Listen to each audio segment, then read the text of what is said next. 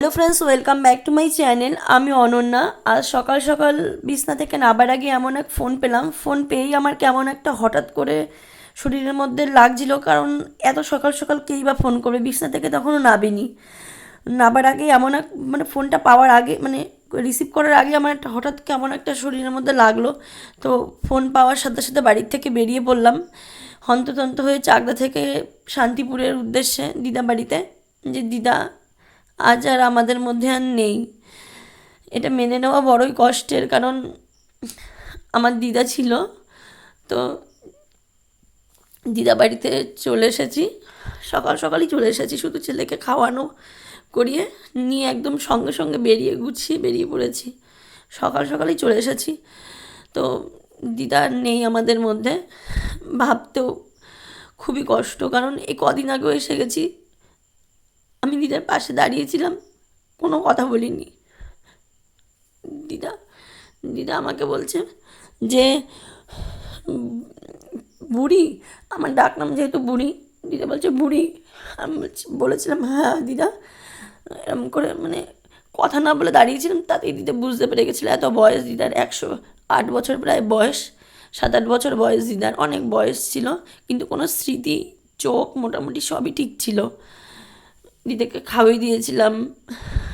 আমি সেই সময় এসে দেখেছিলাম দিদা, এই 20 দিন মতন আগে এসেছিলাম। দিদা একা একা ভাত দিয়েছিল, ভাতে একা একা মাছ খুঁটে খুঁটে ভাত খেয়েছিল।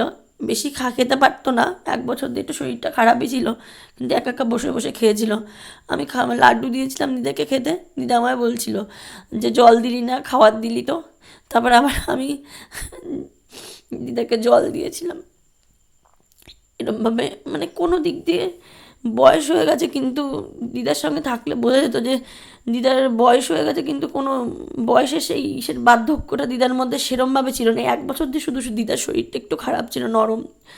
কিন্তু তার আগেও দিদা ওই শীতের সময়ও সকাল 7টার আগে কুয়াশা ছিল চারিদিকে, তখনও স্নান করতো। গরমের সময়, শীতের সময় 3-4 বার করে প্রতিদিন 108 মগ গুনে গুনে স্নান করতো, মগে জল দিয়ে এরম।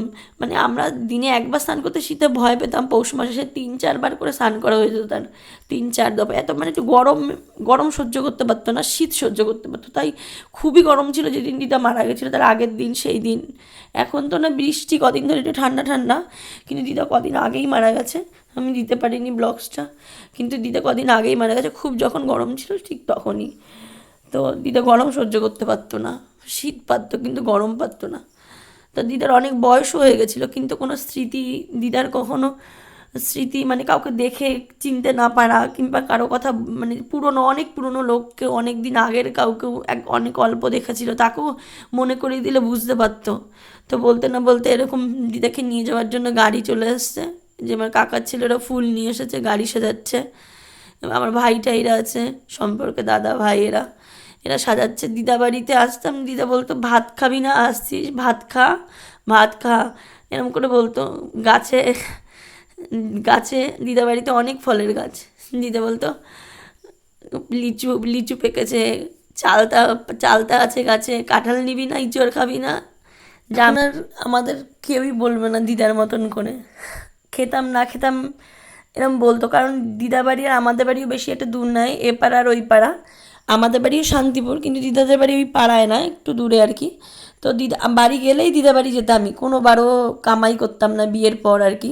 কোনোবারও যদি একবারও না যেতাম, এরমটা মনে হতো। কোনো সময় অসুবিধা হতো যে পরের দিন বাড়ি চলে যাবো বাবা, এরম কিছু।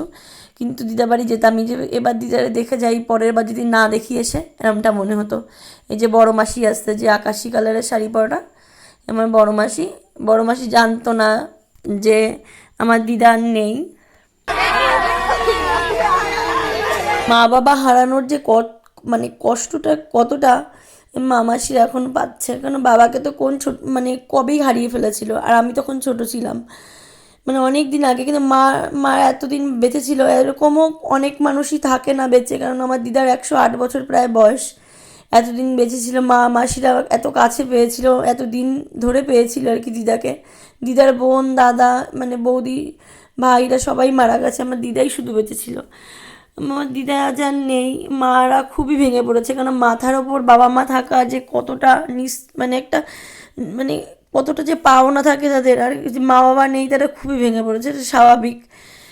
আমার দিদা যারা নেই, আর আমার দিদার এর জন্য আমি দিদার বেশ কিছুদিন আগে আমি আগের পুরনো ব্লগস যদি তোমরা দেখো দেখতে পাবো, আমার দিদার একটা ব্লগস আমি বানিয়েছিলাম, যে আমার দিদার স্মৃতি যাতে আমার সারা জীবন আমি ধরে রাখতে পারি। যে এমনি চিন্তা করলে তো অনেক কিছুই আমি পাবো, কিন্তু আমি আমি তো দিদাকে দেখতে পাবো না চোখের সামনে হাঁটাচলা করা বা কোনো কথা বলা, তার জন্য আমি একটা ব্লগস করে রেখে দিয়েছিলাম দিদার। কিন্তু দিদা আজ আর কোনো, দিদার কিছুই নেই, দিদার আর কোনো জ্ঞান নেই, কিচ্ছু নেই। আজ এরকমও একটা ব্লগস আমার করতে হলো, কারণ কি আমি শেষ স্মৃতিটুকু আমি দিদার মানে রেখে দিতে চাই, যে আমার দিদার শেষটুকু মানে কখন আমার মনে হলো এটা আমি দেখতে পাবো। এই যে আমার মাসিরা, বড় মাসি, ছোটো মাসি, মারা পরপর করে আর কি সবাই পায়ে চরণ জল, এমনি আমাদের এখানে সবাই করে, পায়ে তেল দিয়ে জল দিয়ে ফুল দিতে হয়, নমস্কার করতে হয়। আমার বড় মাসি, তারপর আমার মা, তারপরে আর এক মাসি, তারপর ছোটো মাসি পরপর করে আর কি এরা করবে। তারপর আমার তারপরে আমরা নাতিপুতি বড় থেকে ছোট যারা যারা পরপর সবাই করবে। আমার মামা তো নেই, আমার এই চার মাসিরাই মুখাগ্নি করবে আর কি, এই চার মাসিরাই দিদার সব কাজকর্ম করবে আর কি। আর এই যে আশেপাশের সব লোকজন, আমাদের কিছু আত্মীয়, কিছু পাড়ার লোক, কাউকে আমি চিনিও না। আর এই পাশের বাড়িও একটা আর কি দাদু ছিল, সেই দাদুটাও নাকি সকালবেলাই মারা গেছে। আমার দিদা মারা গেছে আর কিছু সময় আগে, তাদের বাড়িও কোনো মানে ছেলে নেই, তার সবাই মেয়ে আর কি, তাদের বাড়িও কান্নাকাটি, তাদেরকেও এখনই নিয়ে যাবে। আমার দিদাকেও আর বেশিক্ষণ রাখবে না, নিয়ে চলে যাবে। আমার দিদা আমার দিদা আর আমাদের মধ্যে নেই। আমার দিদা আমাদের খুব ভালোবাসতো, দাদুকে তো কবেই হারিয়েছি, ঠাকুরকেও হারিয়ে ফেলেছি, সবাইকেই হারিয়ে ফেলেছিলাম, আমার দিদাই ছিল শুধু। আমার ঠাকুমার কথাও খুব মনে পড়ে এখন, বেশ কিছু আমার এমনিও মনে পড়তো ঠাকুমার কথা। তারপরে এই দিদা এরম চলে যাওয়ার পর তো আরোই মনে পড়ে যে আমার ঠাকুমাকে আমি আমার ঠাকুমা যখন আর কি আমি যখন ছোটো ছিলাম, অল্প বয়স ছিল, তখন তো আমার ঠাকুমা মারা গেছে, তখন ক্লাস 6-এ পড়ি। ঠাকুমাকে এরম বলতাম, ও ঠাকুমা নীল পালিশ পরবা? ঠাকুমা বলতে কি, না না আমি পরবো না, মানে আমার বয়স হয়ে গেছে না, এমনি করে বলতো, না নাই পরবো না। তারপর আমি, ও ঠাকুমা পড়ো না, তারপর আবার জোর করে যদি বলতাম ঠাকুমা পড়ো না, তারপর ঠাকুমা পড়তো। আমার ঠাকুমাও নেই, আমার ঠাকুমাকে নিয়ে এরকম দিদা বাড়িতে আমি আসছিলাম, ঠাকুমা মারা যাওয়ার বেশ 1 বছর খানেক আগে, তখন আমি এরকম ছোটোই ছিলাম, পাড়ায় ঠাকুর দেখতে দেখতে তারপরে দিদা বাড়িতে ঠাকুমাকে ঠাকুর দেখা দেখাতে নিয়ে আসছিলাম। তারপরে আরও ঠাকুমার আসা হয়নি এই বাড়িতে, ওই শেষ আমার সাথে ঠাকুমা আসছিল একবার। আর আমার দিদা ছিল, দিদাও আজ আর নেই। সবাইকেই যেন এক এক করে হারিয়ে ফেলছি, আমার কাকাকেও কদিন আগে হারিয়ে ফেলেছি, পিসিকে হারিয়ে ফেলেছি। আমার না খুব কষ্ট হয় এর জন্য, যে ছোটোবেলা থেকে না কাউকে এরকমভাবে হারাইনি, মানে হারানোর যে যন্ত্রণা কষ্ট সেরকমভাবে কাউকে পাইনি কাছের লোককে। কাকা পিসি মারা গেছে 2 মাসও হয়নি, আমার আমার এই মানে দিদাও মারা গেল, শুধু ছোটোবেলা থেকে শুধু আমার ঠাকুমাকেই সেরকম কাছের বলে ঠাকুমাকেই শুধু হারিয়েছি।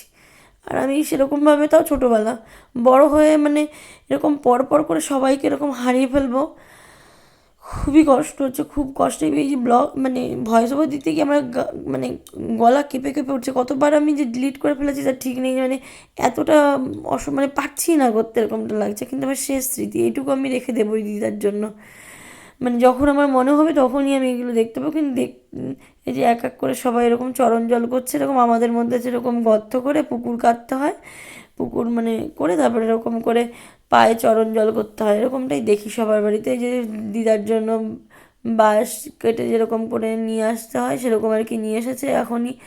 এখন দিদাকে নিয়ে চলে যাবে, আর বেশিক্ষণ আর কি রাখবেও না সবাই বলছে। এই যে আমার ছেলে বসে আছে, যে আমার ছেলে, এটা আমার মা, আর সবাই এরকম আত্মীয় স্বজন আশেপাশের লোকজন আছে আর কি।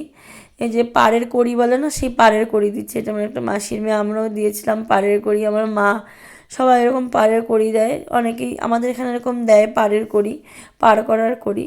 তারপরে বললাম তো পাশের বাড়ি একটা দাদু এরকম মারা গেছে, ওই দাদুটাকেও নিয়ে গেছে, আমার দিদাকে নিয়ে যাওয়ার বেশ কিছুক্ষণ আগেই, যে আমার মাসি টাসিরা সবাই বসে আছে। এই যে আমার বাবার কাছ দিয়ে আমার মা টাকা নিয়ে যে পাড়ের কড়ি দেবে, আমার বাবাও এসেছে। আর বাবাও পিসির মুখাগ্নি করেছে কদিন আগে, আমি তোমাদের ব্লগসে দেখিয়েছিলাম।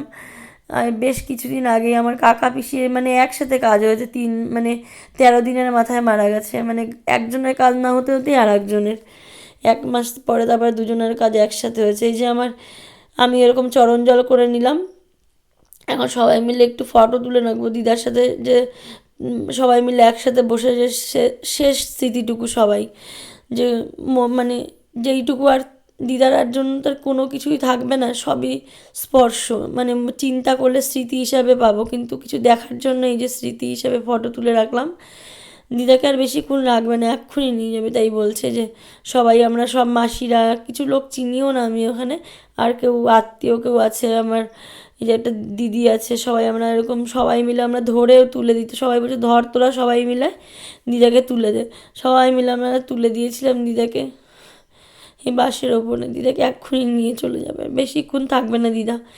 দিদার কথা খুব মনে পড়ছে, দিদার গেলেই বলতো খাবি না, খা আজকে আমাদের বাড়িতে খা, আজকে আমাদের বাড়িতে খাবি না, এমন করে বলতো। যেহেতু পাড়ার মধ্যে যে আমার ছেলেও দিচ্ছে পাড়ের করি দিদাকে। তো এই শেষ স্মৃতিটুকু রাখার জন্যই আর কি এইটুকু করা, এই ব্লগসটা এর জন্যই করা, যে দিদার শেষ স্মৃতিটুকু সারা জীবন যাতে আমি দেখতে পাই। কখনো যদি দিদার কথা মনে পড়ে, দিদাকে আর তো কোনো দিনও দেখতে পাবো না। এর আগে আমি একটা ব্লগস বানিয়েওছিলাম।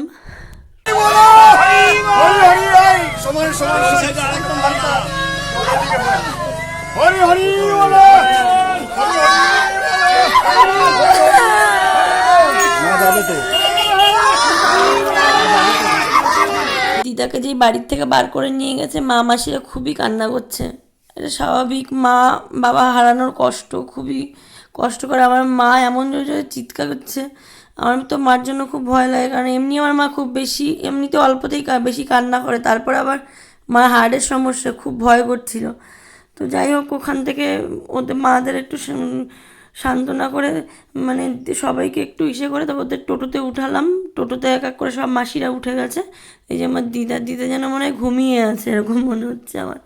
এখনই গাড়ি ছেড়ে দেবে, ওইদিকে গাড়িতে লোকজন সব উঠে পড়ছে, যারা যারা যাবে। আর আমার মায়েরা টোটো করে যাচ্ছে, আর কেউ কেউ বাইক। আমার দিদাকে নিয়ে যাবে শান্তিপুর শ্মশানেই, আমাদের শান্তিপুরে যে শ্মশান, সেই শ্মশানেই নিয়ে যাবে। বেশি দূর না আমাদের এখান থেকে, বেশিক্ষণ সময় লাগে না যেতে। তো এই যে আমাদের এখনই গাড়ি ছেড়ে দেবে, এক্ষুনি গাড়ি ছেড়ে দেবে, মায়েরা উঠছে গাড়িতে, আর আমরা কিছু ফটো। দিদাকে স্বর্গরথ এরকম তোলা হয়ে গেছে, এখনই গাড়ি ছেড়ে দেবে, আর বেশিক্ষণ নেই। মা মাসিরা সামনে একটা গাড়ি গেছে, মানে যেসব পাড়ার লোকজন সবাই যারা ঘাটে যাবে, আর একটা টোটো করা হয়েছে, সব লোকজন তো ধরছে না, একটা টোটো গেছে। একটা আমার একটা দাদা টোটোতে করে এরকম, মা মাসি আর কেউ চিনিও নয় সবাইকে আর কি, তারা এরকম গেছে, একটা মানে মাসি, সব মাসির আর কেউ কেউ আর কি যাবে, এরকম একটা টোটো গেছে। আর এখনই গাড়িও ছেড়ে দেবে দিদারও। এই শেষ দেখাটুকু দিদাকে আর একবার দেখলাম। আর এখানে দিদার বাপের বাড়ি, এখানেই আমার আর কি দিদার বাপের বাড়িও এখানে। আসলে দিদার বাপের বাড়ির লোকজন এসেছে, অনেক লোকজন। ওই যে আমার মায়েরা গেছে টোটোতে করে, বেশি দূর না, শান্তিপুর ঘাটেই দিদাকে সে মানে মানে শেষ মুখাগ্নি করা হবে, এখানে ঘাটে নিয়ে যাবে আর কি, যে গাড়ি ছেড়ে দিয়েছে।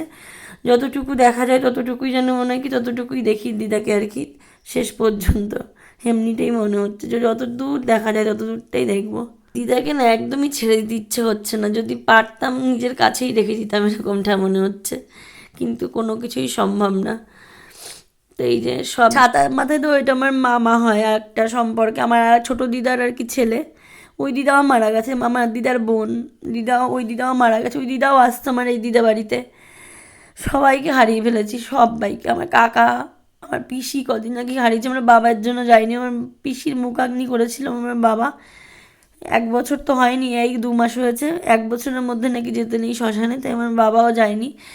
আমরা এখন দিদা বাড়িতেই থাকবো, আমি আর কোথাও আমাদের বাড়ি ছেড়ে কোথাও এখন যাবো না, মারা আবার ফিরে আসবে, ততক্ষণ এই বাড়িতেই থাকবো।